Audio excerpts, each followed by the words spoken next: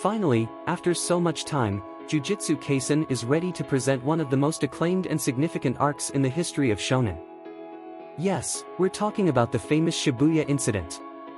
However, before fully immersing ourselves in this long-awaited event, we must first venture into dangerous territory and catch up with the story. Yuji, Nobara, and Megumi return to the spotlight, indicating that our villains have started to make their moves. But enough talk, get comfortable, and let's analyze together everything that happened in the 6th episode of Jujutsu Kaisen Season 2.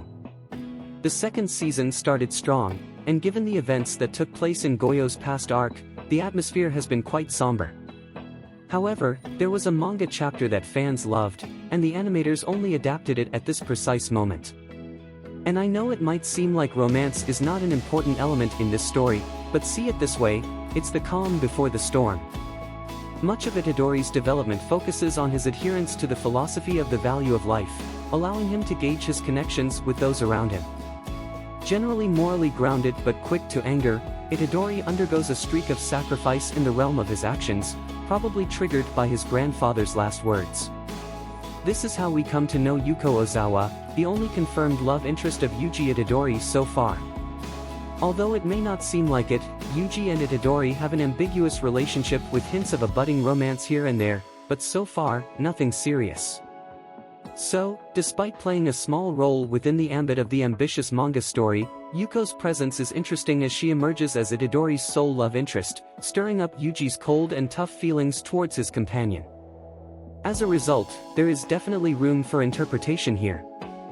Many fans feel that Yuji may care for Itadori much more than he's willing to admit, possibly protecting him and his relationships. But there's still a possibility that these feelings are platonic. His reactions upon hearing Yuko talk about Yuji, his competitive idea of getting a boyfriend before Itadori gets a girlfriend, if you look closely, there are many moments that imply something else, regardless of whether romance is on the cards or not. Jujutsu Kaisen has managed to revolutionize the shonen genre, challenging and subverting the established norms and formulas of the genre.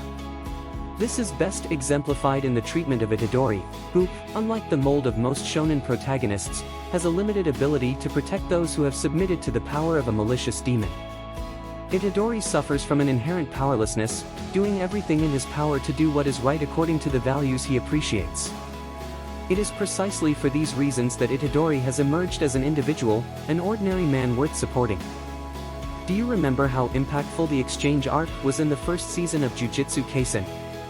It provided us with a broader view of the series' initial world and introduced us to a series of new characters and story elements.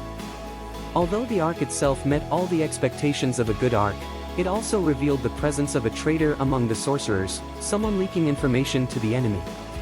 Although the identity of the traitor was never confirmed during the arc, it seems that Yutaheim has finally discovered that Kokichi Muta, better known as Mekamaru, is not as simple as he seems.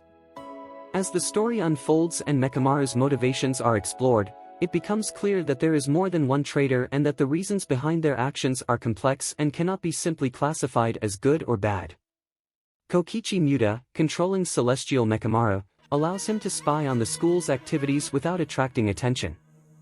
However, Kokichi's motivations for betraying his fellow sorcerers are not entirely malicious. Kokichi's real body was in a terrible state, with his skin even more sensitive to moonlight and 3/4 of his limbs inoperable.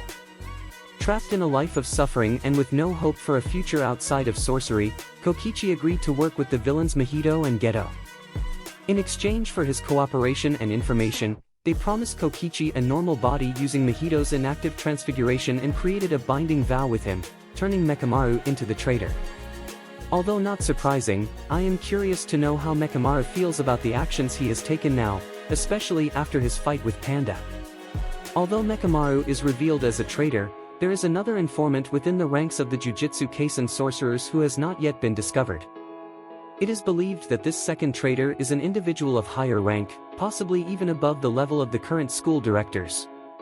Although the identity of this second traitor is unknown, their presence adds another layer of intrigue and danger to the story. The role of Mekamaru as a traitor in Jujutsu Kaisen offers a fascinating insight into the complexities of character motivations and the morally gray areas within the series. Although his actions have caused harm to the sorcerers, his personal suffering and desperate desire for a normal life make him a more sympathetic figure than a typical villain. As the story of Jujutsu Kaisen continues to unfold, the lines between good and evil become increasingly blurred, and the traitors within the ranks of the sorcerers are just one example of the many challenges our heroes must face in their quest to protect humanity from the dangers of cursed spirits.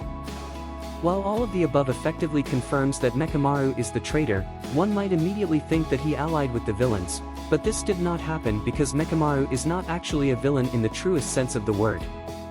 Once he regained his body, he activated his absolute Mechamaru mode, and alongside Mahito, they engaged in an epic confrontation, thus demonstrating Mechamaru's true intention.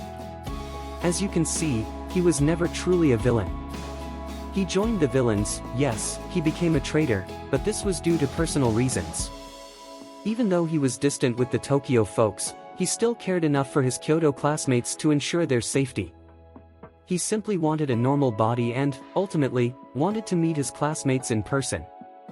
That's why he made the binding vow with the villains. It wasn't the best option, but it wasn't the worst either. And although he was willing to become a traitor to become normal, his future actions would prove that he was never truly a villain. As soon as he obtained his body, he revealed his intention to kill his two villain guests and confronted Mahito with his cursed robotic body. The Evangelion-type robot has a surprising amount of firepower, and I believe that this giant robot is definitely capable of acquiring a special grade. Kokichi was born with severe physical disabilities, and perhaps due to Maki's popularity, he seems to be underestimated as an example of the darker aspects of celestial restrictions. Despite receiving an incredibly unfortunate hand, his remarkable ability to endure immense suffering and transform it into formidable physical prowess deserves recognition. This doesn't mean that the opposite side lacks disadvantages, as a life of seclusion, paralysis, and constant bandages undoubtedly sounds like an extremely unfavorable deal. While Maki and Toge may not possess the ability to harness energy, they are capable of using cursed tools as substitutes for energy-involved combat. But tell me, what do you think? Did you like the grand return of Jujutsu Kaisen? Now we are on the verge of starting the much-anticipated Shibuya incident arc. So don't despair, as we will be well rewarded. Don't forget to subscribe to stay updated on all things anime. I'll soon bring the new season of Tokyo Revengers, and write in the comments which other anime you want me to bring.